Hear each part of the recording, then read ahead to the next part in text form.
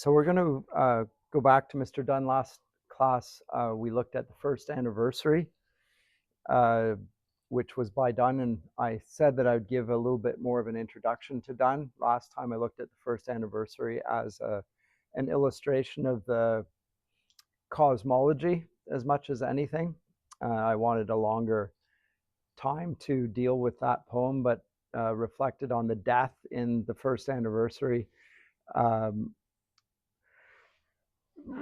Pardon me, whose subtitle is An Anatomy of the World, of a person as a world, and the anatomy, the breakdown, the consequences of the loss of a human life. And he was comparing and contrasting that, really comparing it, though, to the sense of worldly events and the loss of an individual and the cosmic significance of that. So what it really reflects, and this is interesting and I think deeply Christian, is the microcosm macrocosm analogy you find in the pagan world as well.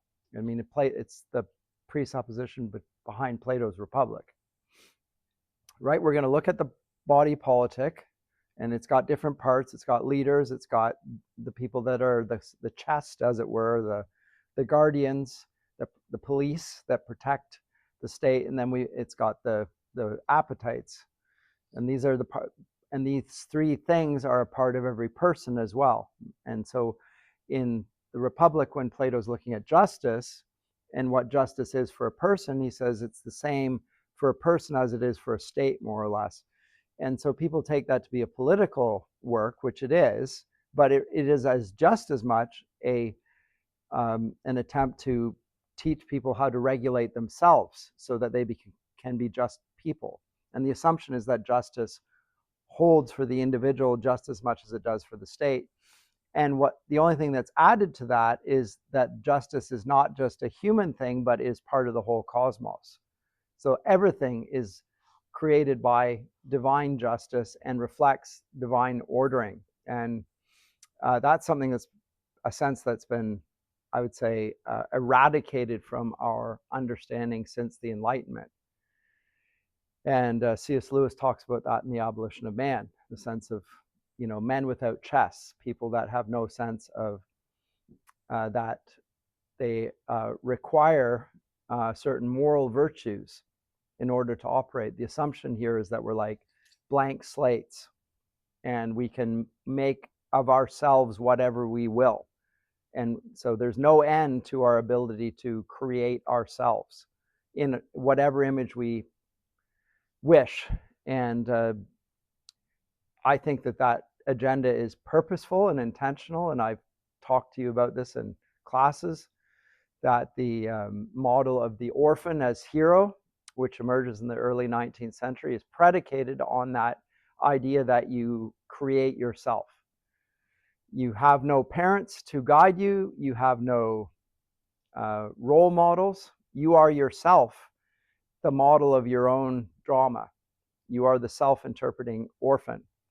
And the process that the word that's used for that in German is Bildung, Bildung, and it's very different from the Greek word paideia.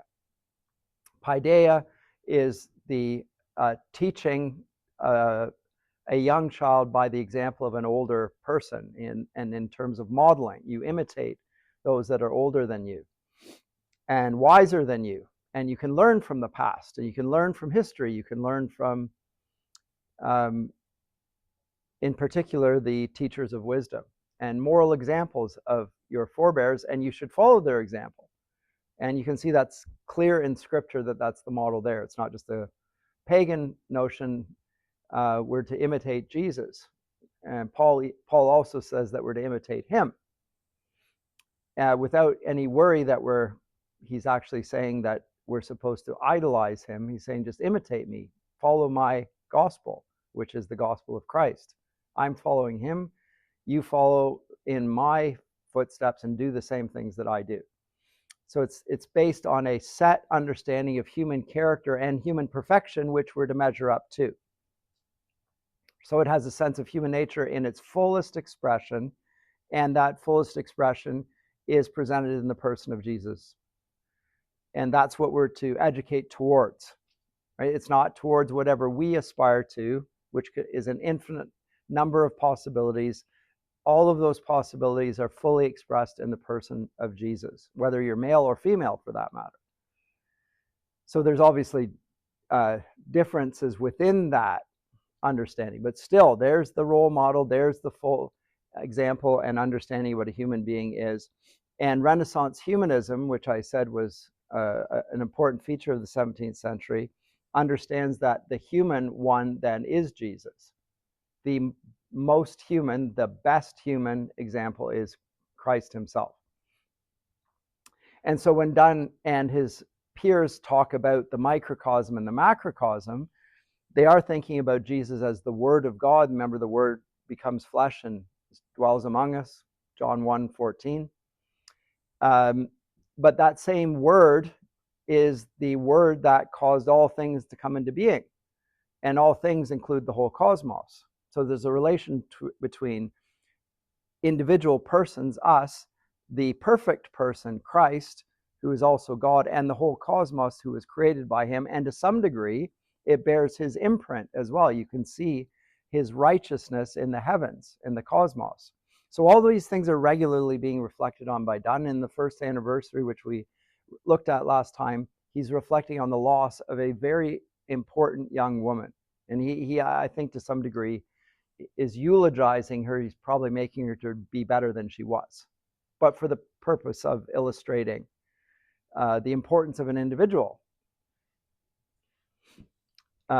which is something that we really our post-Enlightenment world struggles to hold on to, the dignity of a human being, individual dignity. And in fact, and this is one of the great paradoxes, euthanasia is now justified in accordance with human dignity. You know, dying with dignity, they say, which means, you know, going on your own terms, I guess, but without any sense of what a human being is, and without any sense of the sanctity of life. It's just something that you control.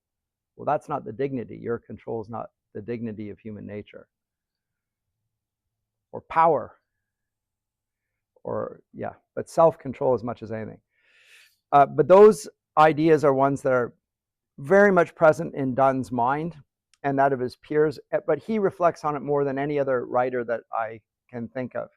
And he does so metaphysically. So he is the chief in the school that's going to be called the metaphysical poets. Sometimes they're called the tribe of Donne. And he's been very important in the 20th century, Donne. His reputation was rehabilitated largely by writers like T.S. Eliot. So the modernist movement, very important. Have you done any British modernist poetry here? We've taught it from time to time over the course of time. But Eliot and Pound and Auden and Thomas and Ransom and MacLeish, all sorts of poets influenced by John Donne. Even our own Canadian poet, and I'm just trying to think of her, it's on the tip of my tongue. Gosh, I've eaten dinner with her, and she's passed now. What's her name? Oh my goodness. Anyway, very much influenced by the idea of the human being as a microcosm of the whole cosmos. And if you think about how important and meaningful the entirety of all things is, and then see yourself as a small reflection of that seemingly infinitely important reality that's all around us, it gives you a sense of the value on human life that is there in the 17th century, which we don't have now. We simply don't. People will understand things empathetically, they'll sympathize with your feelings, but they don't really have a sense that here we have somebody of inestimable worth. We don't have that. It's lost, even particularly in the celebrations of life.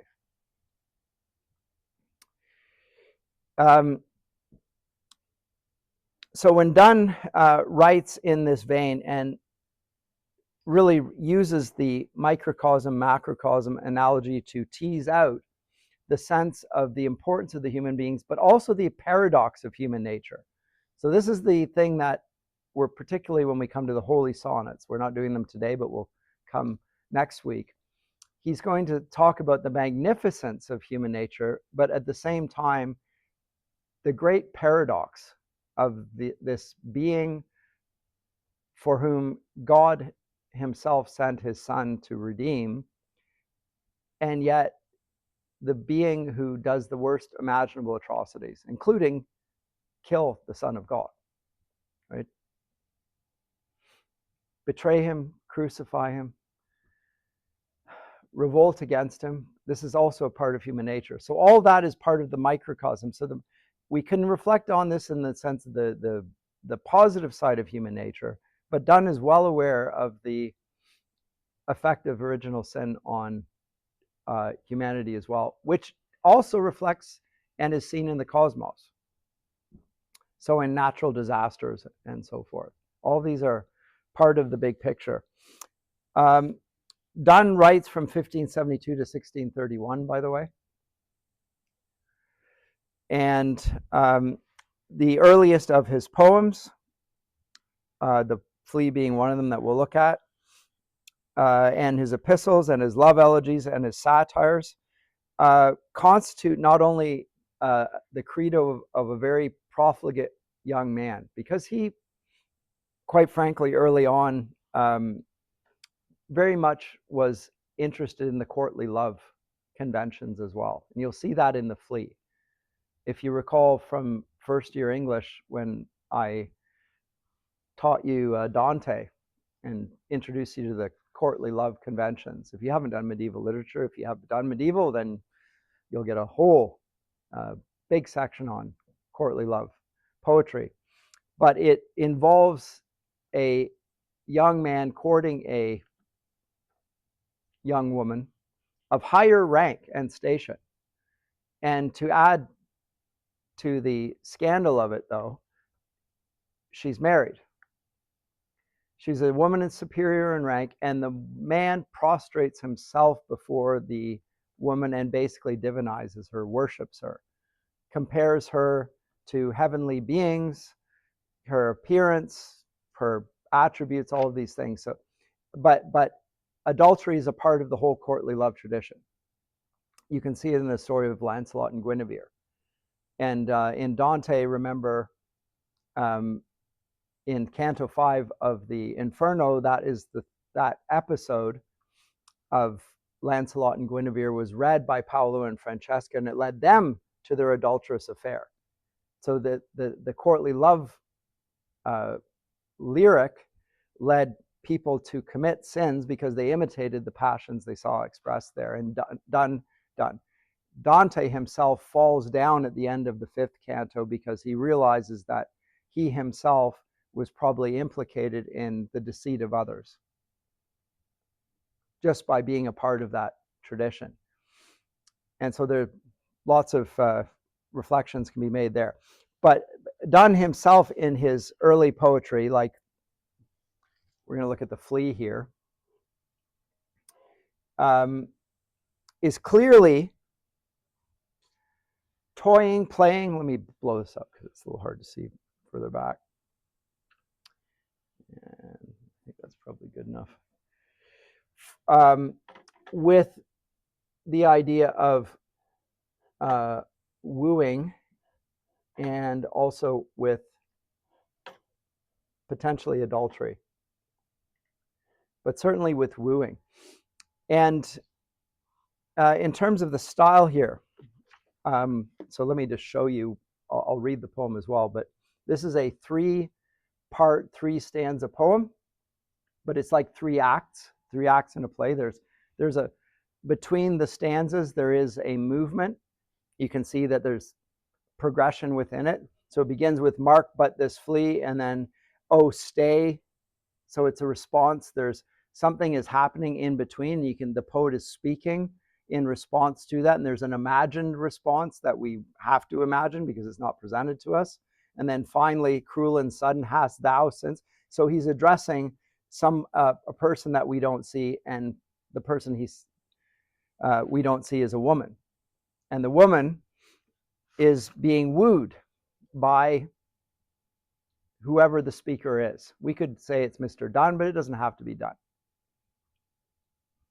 We automatically assume that it's Donne because we post-romantics think that all poetry is autobiographical.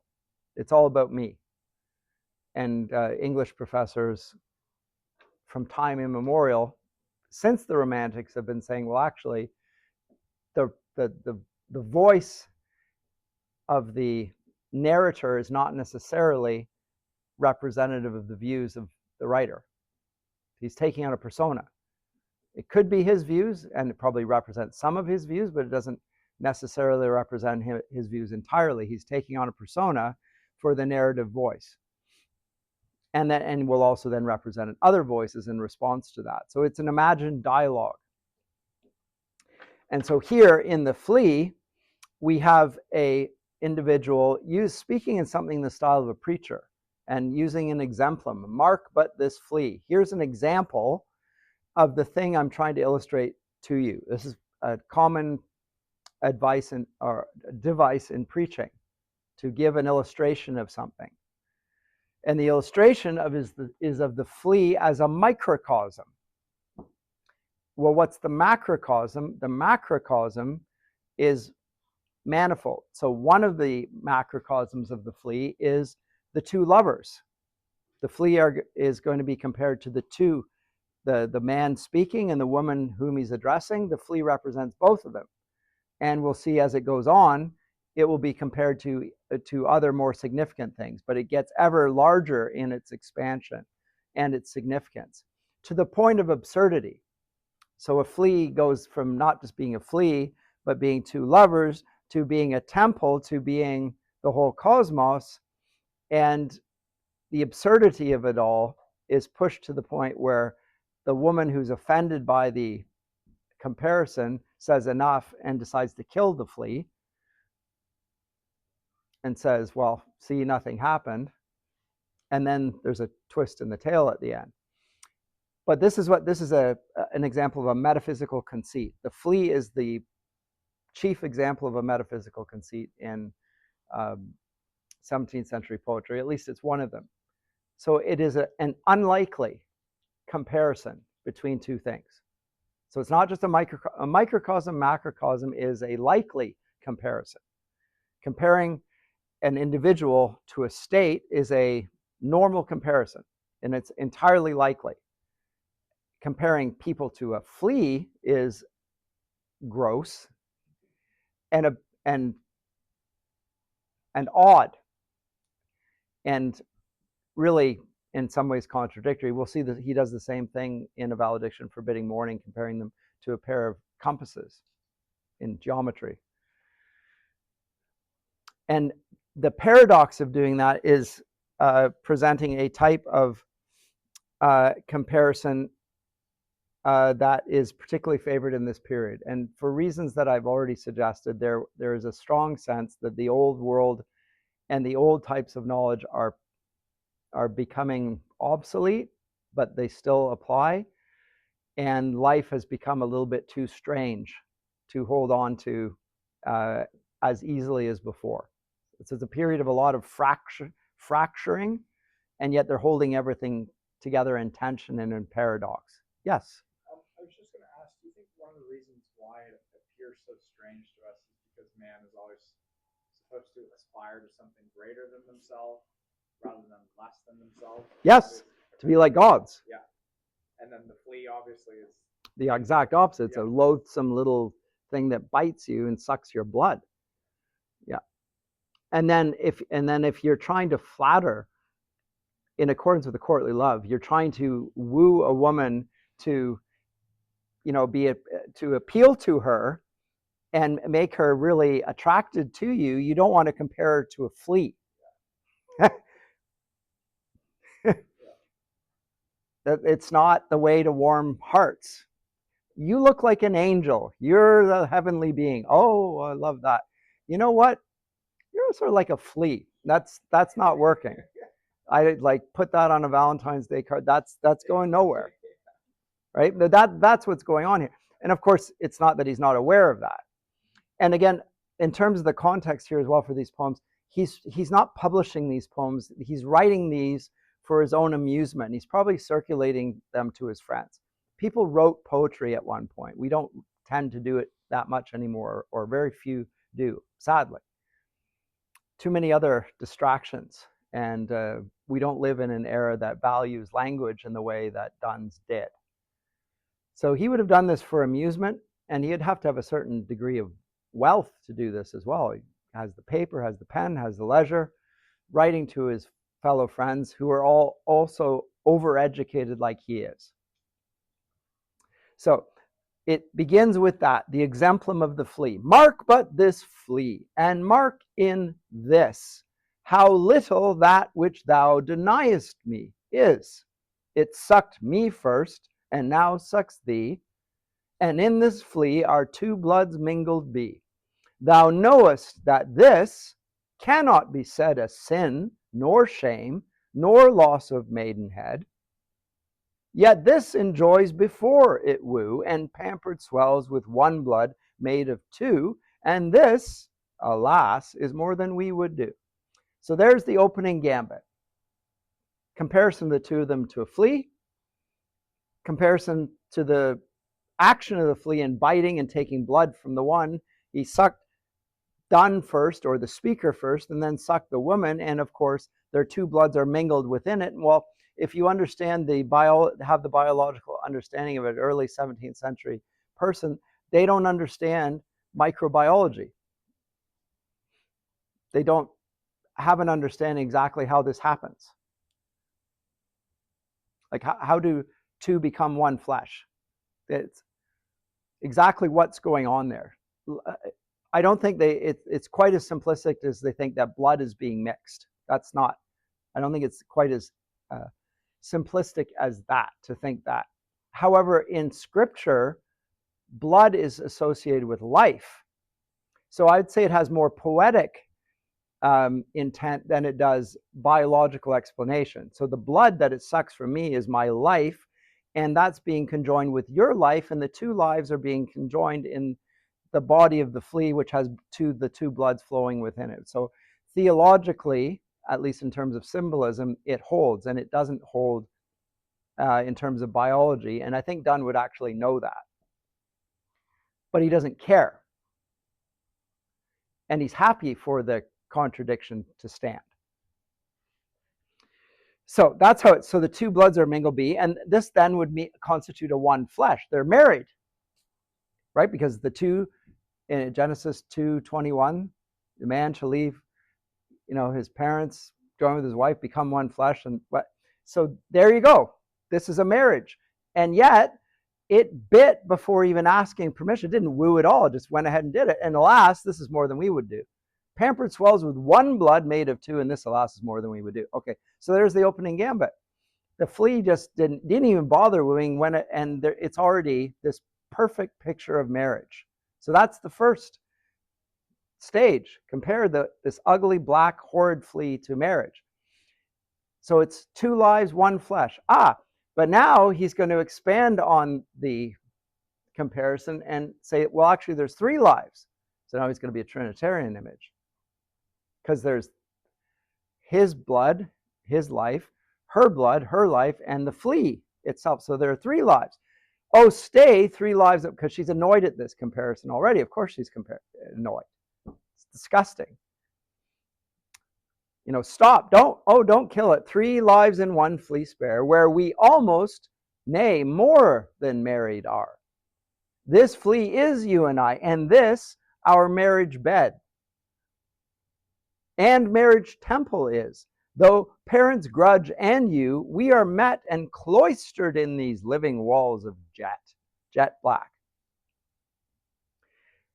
So it went from not only being the two of them as a person, but it's their bed and their temple and their cloister.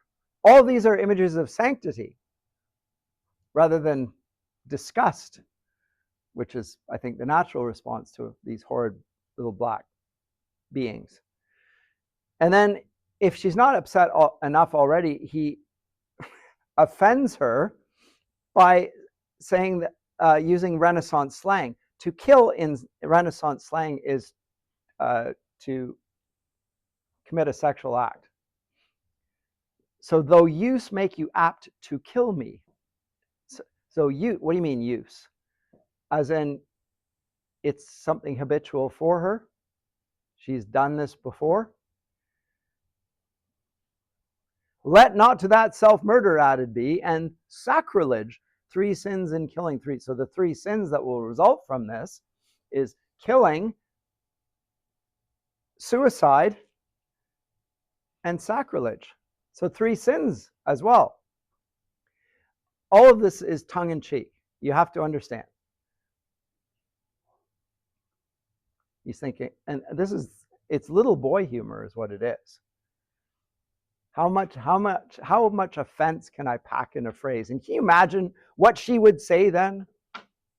And I said that, and women do the exact same thing. Maybe not in the same way, but there's a sort of, and then imagine if I said this, oh, you'd be so upset. Yes. Okay, and then the third act, she not only threatens to kill it, she does kill it. She kills it with her nail, which I don't know if you've had any experience with fleas, is pretty much the only way you can kill them. You can't, if you push them down with your thumb really hard, they pop up afterwards. You actually have to literally cut them in half with your nails. Or you can throw them in a little bit of water, and then they get stuck and they can't move, and you can laugh at them in the water and they can't move, and you think, well, now you can die there slowly of, starvation, and I'll watch you perish. But if you want to kill the flea slowly, you have to do it with something really hard. And that's what she does. So she kills it with her nail. And now he plays with that and plays on the dual sense of nail. So there's your fingernails, and then of course there are the nails with which you nail something into wood, for example. Cruel and sudden hast thou purpled thy nail in blood of innocence. Connotations that go beyond the particularities of the flea and suggest the sacrilege of killing Christ himself. Because the purple is the color of royalty, and the blood of innocence is the sinless. So this is the ultimate. She's crucified. She's crucified the Lord again, more or less. All this hyperbole, of course. Wherein could this flea guilty be? Yes, except in that drop which it's so, having blown it up, like the flea, the body of the flea, just like a mosquito, it gets bigger and bigger and bigger. It has this cosmic significance. After she's killed it, he just says, it's just a little flea. Wherein could this flea guilty be except in that drop which it sucked from thee? Yet thou triumphs and sayest that thou findest not thyself nor me the weaker. Now 'tis true. Then learn how false fears be. Just so much honor when thou yields to me, a little presumptuous, will waste as this flea's death took life from thee. So having blown it up to be a matter of such significance, she thinks, I'm going to puncture the bombastic Mr. Donne's rhetoric here, and there's the end of it. And he said, well, you're right. That was the end of it. So all of the associations before are equal, and your objections are equally immaterial. So, and goes back to the beginning. Same, when thou yields to me will waste as the fleas did. No, there's nothing here. Comment or question? I was just going to say, just your point previously about the blood of the innocent and the purple by nail. The imagery of the temple in the previous paragraph, like section 2, really just like emphasizes with that temple imagery. I think of like John chapter 3, where Christ talks about like his body being the temple. Yep. And whatnot. And I think it really just reinforces your point that it is giving this like Christological image. Well, it even goes in John 1:14 when it says that the Word took on flesh and dwelt among us. The earlier translation has it as tabernacled or pitched his tent, like in the desert. The tabernacle, God's in the midst of his people. That's in view. And so it's deeply Christological. He's aware of that. He's bringing that into his poetry, and yet he's bringing it in conjunction with courtly love lyrics, which are sacrilegious and are adulterous. And that tension between these two things, something deeply metaphysically true about God's own nature and our nature, marrying that with the Renaissance and its legacy of adultery and, you know, adoration of women and all the things that ensued there. Those things are put together in tension. He's happy to have the tension and not to resolve it either. So this is typical of the use of conceits. So conceits are poetic images or analogies, and they discuss the implication of what is referential to figurative language, and it can have multiple valencies. It can be grammatical, it can be philosophical, it can be scientific, it can be descriptive, and it will deliberately have multiple applications, and it will want you to include those all at once, because they think that way. They think theologically, they think scientifically, they think discursively, they think sociologically, they think politically, and they think they're all related. And the reason why that needs to be said is because post-Enlightenment, every subject is its own discrete area and they don't interact at all. I teach literature. I know something about literature. What do I know about theology? What do I know about this?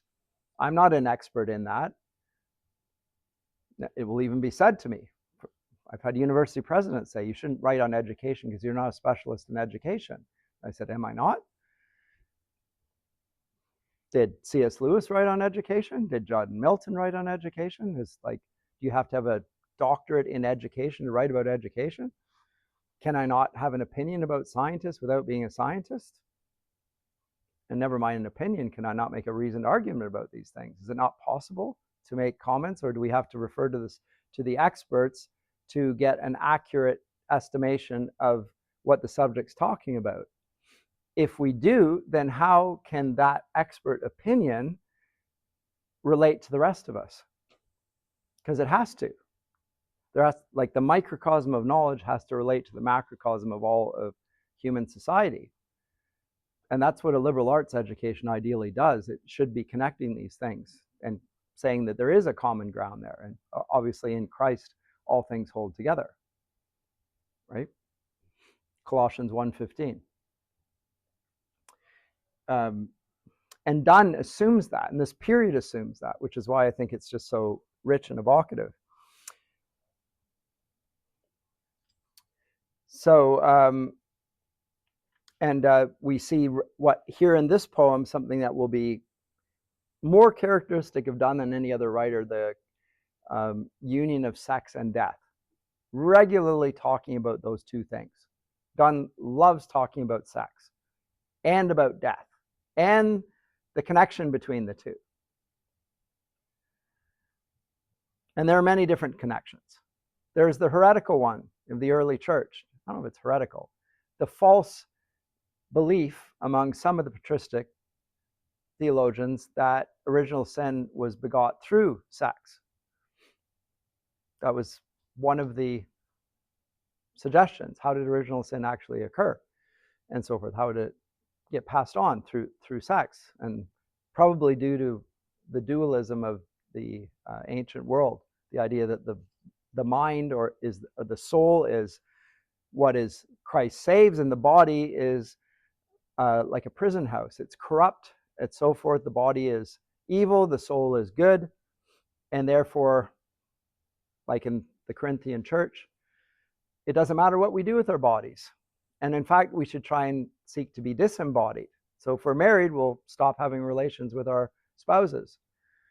Or they go to the opposite extreme and say it doesn't matter what we do with our body because it's what our souls are like that really matters. Christ came to redeem our souls, but not our bodies. That's very poor Christian theology. Romans 12, offer up your bodies as a living sacrifice, for this is your spiritual act of worship. So spiritual and bodily are not opposed to one another. That's very much against the dominant view of the Greco-Roman world. And Donne is playing with those ideas. And you have to accept that he is playing with them, however, and he's not too serious. Any questions about that, by the way, before I go on? Okay, well, let me do just that then. And it's the sun rising? Yes, okay. So let's see if I can.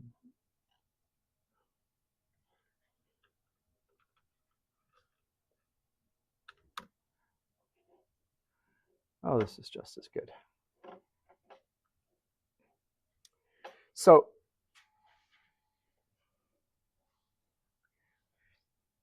it's helpful in your mind's eye, and this is why I began the whole 17th century class with the cosmology and the two cosmologies in mind that I've already alluded to, the old cosmology of Copernicus and the Ptolemaic cosmology as well. So Ptolemaic, I'll put this up. It's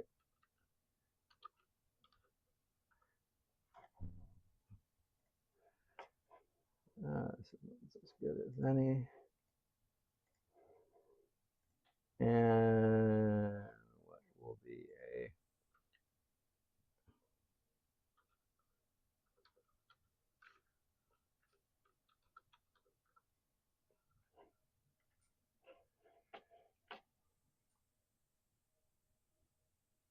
of Copernicus? I guess this is the one that we're accustomed to already. Let's go with this one. This is Tycho.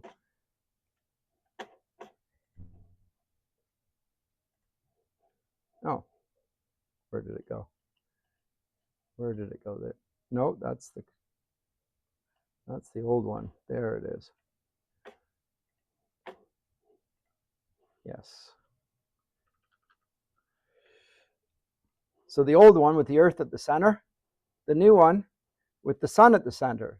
The one with the sun at the center is the one that we now regard as the most accurate scientific view, in which we go around the sun and the Earth revolves, and every 24 hours the sun is at its zenith. It's at noon when the sun's at its height, and then it rises and sets, and accordingly, but that's because the Earth is going around a sort of 24-hour cycle. That's how quickly the Earth is revolving around its axis.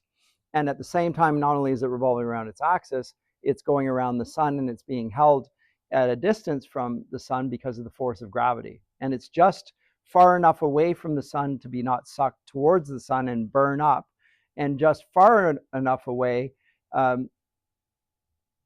rather just near enough that we don't fly off into space and freeze to death. So it allows the conditions of life to take place. But this is the old cosmology where it is Mercury, Venus, the sun. The sun is rising and setting. Those are parts of the English language which predate the new cosmology. Right? When we talk about the sunrise and the sunset, it assumes that the sun is moving. Like this. That's the old cosmology. Nobody believes in that cosmology. But our language reflects the old cosmology. The sun rises and sets. So Donne is in the period when both views are being presented. Both. Simultaneously. And it's pretty clear that this cosmology, the one that he grew up with, is wrong. And this one is going to replace it. But sort of like in my own life, I grew up with Fahrenheit. We were taught Fahrenheit in school. The Americans still use Fahrenheit. Everybody after me would have been taught Celsius, maybe not even be able to go back and forth. Likewise, the metric system and was taught and so forth. It was introduced though. We feet, pounds, inches. So it's a shift from one system to another system, and Donne lives in an age when both systems are still understood by everybody. And he's going to appeal to both. And he'd be very happy with the tension between them and use that tension for poetic purposes. That's the purpose of my bringing that to your attention here.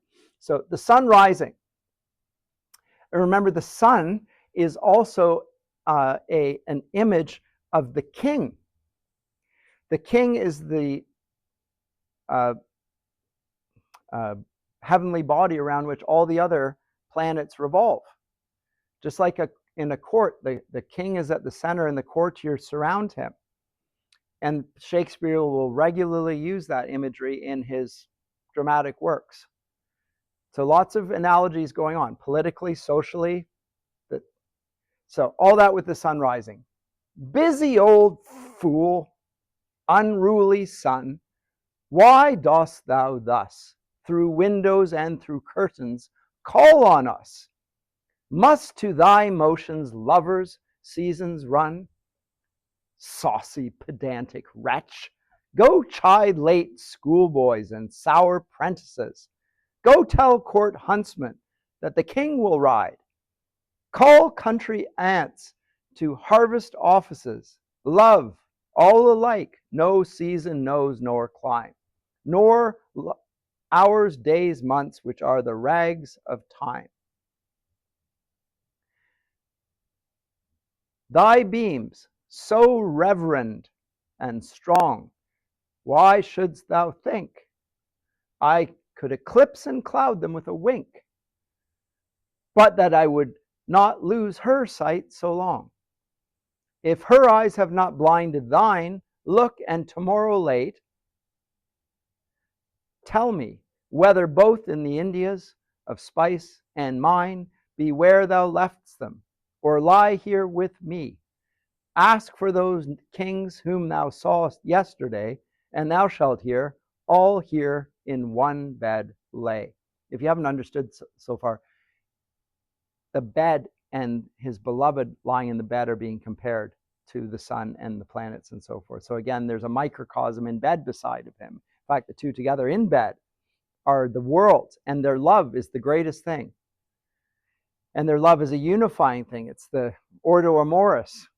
He's assuming a theological meaning to all this and then applying it in very carnal and vulgar ways. She's all states and all princes I. Nothing else is. Princes do but play us. Compared to this, all honors mimic, all wealth alchemy. Thou, son, art half as happy as we, in that the world's contracted thus. Thine age asks ease, and since thy duties be to warm the world, that's done in warming us. Shine here to us, and thou art everywhere.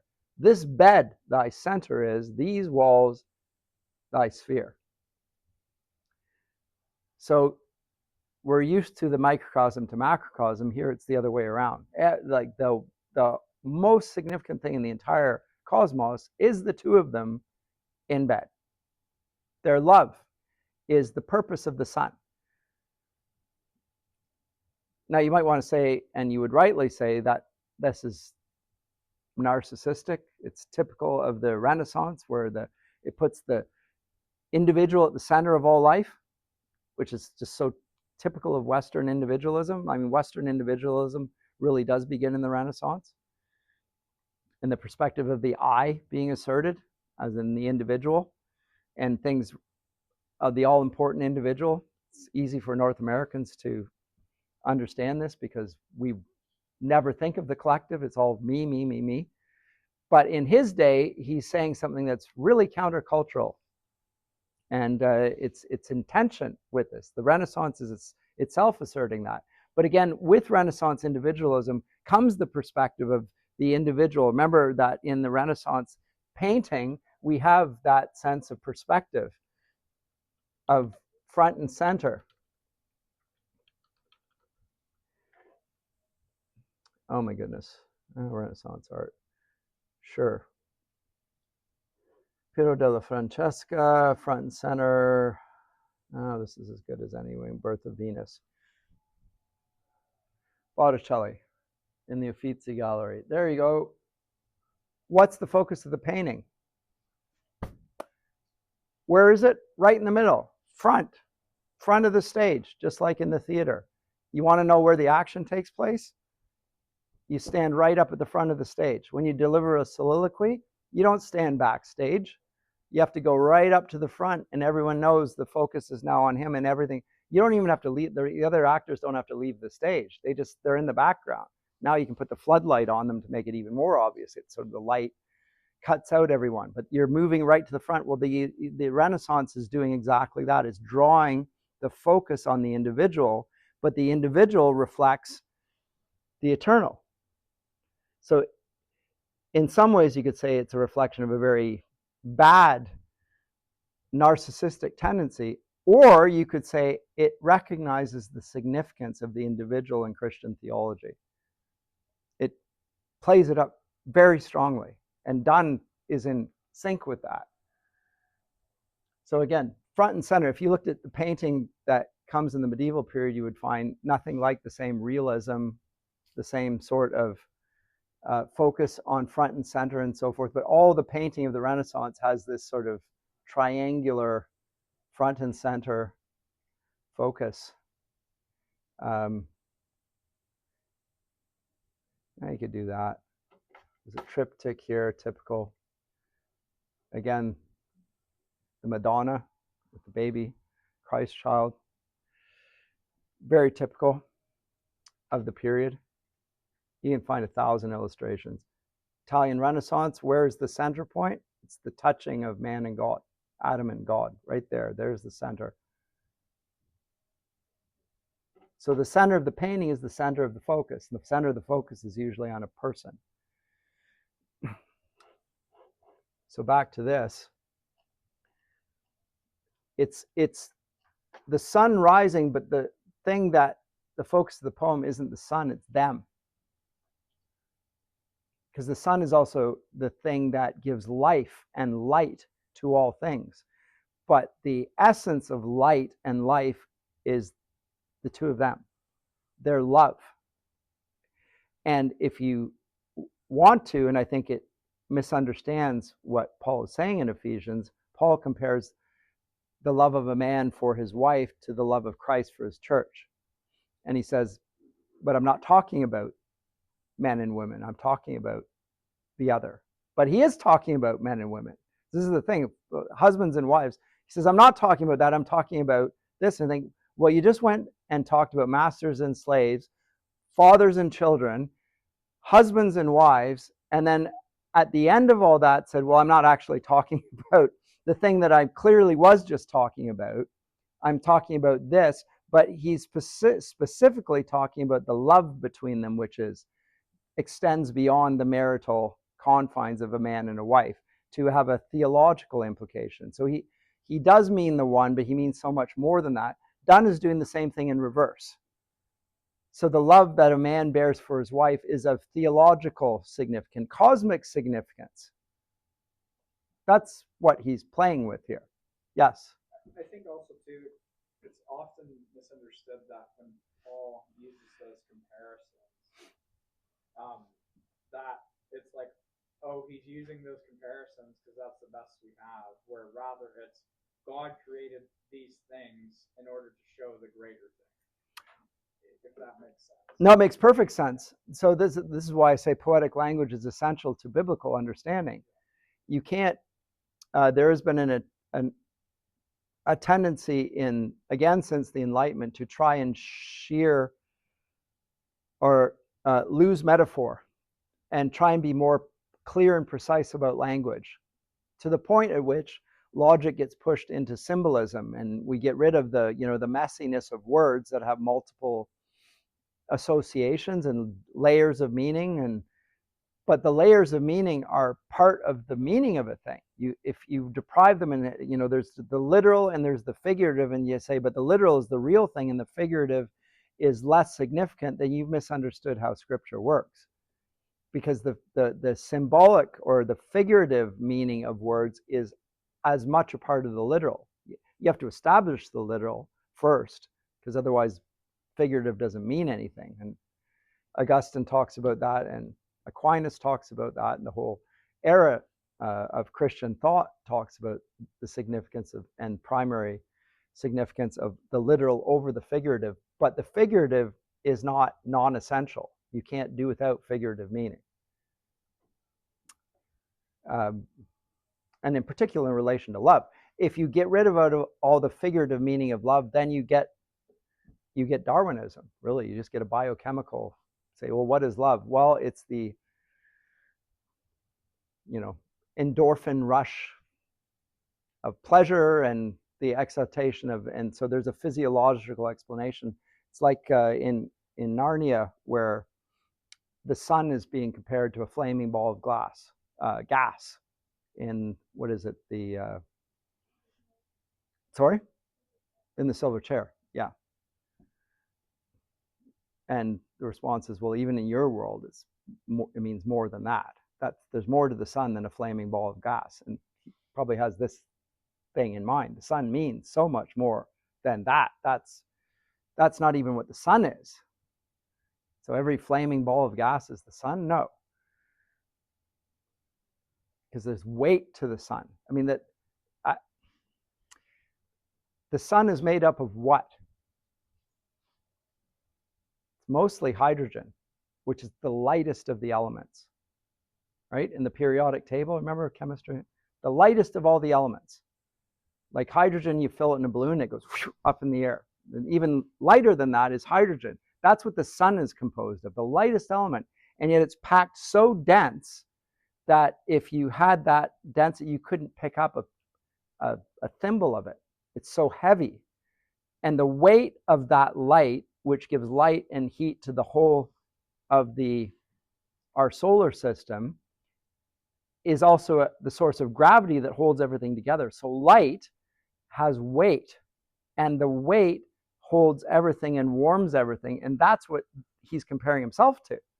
And them, the love that exists between them is like the love of the sun and its beams. So all of those associations, if you try and to get rid of those associations, it's a very shallow, meaningless world.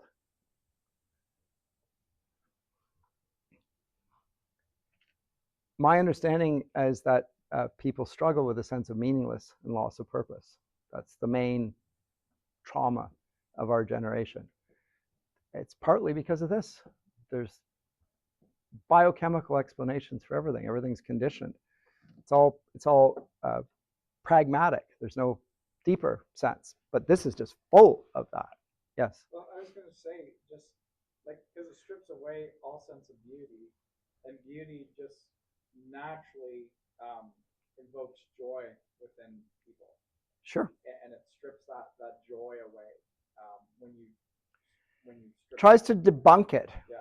And it debunks it. Again, Lewis talks about this all the time. But once you've deconstructed the imagery so that it just means this, and then everything's just an illustration of some basic Darwinian urge, and it's all just lust for power, then we're just all Foucault's bastards.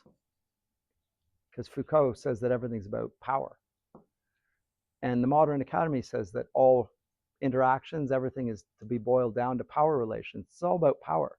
Knowledge is power, says Foucault. You know who he was quoting? Bacon, who we looked at last week. Knowledge is power. There's an aim in the science of the day, and this is the dark side of the scientific age, to try and gain control over life by, to some degree, robbing it of its multiplicity of meanings, so that nature works for us, so that we can enslave nature, make it our slave and use it as we will. Anyway, so that's how the association. So you have to envisage you're lying in your bed in the morning and the sun is shining through the window and it wakes you up. It's like, oh, I don't want to get up. And it's like as if they were the monarchs of the world and he is the interlude, he's the interloper disrupting them. So first he's an old fool, then he's an unruly one, and then finally he's a saucy, pedantic wretch.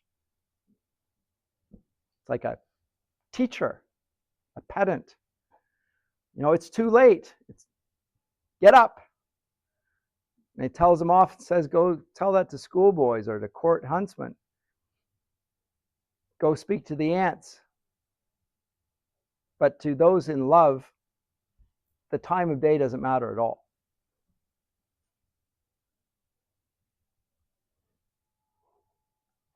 So he's playing on the theological sense of love here, which he's connecting with erotic love without any distinction whatsoever, even though he knows that there's a distinction.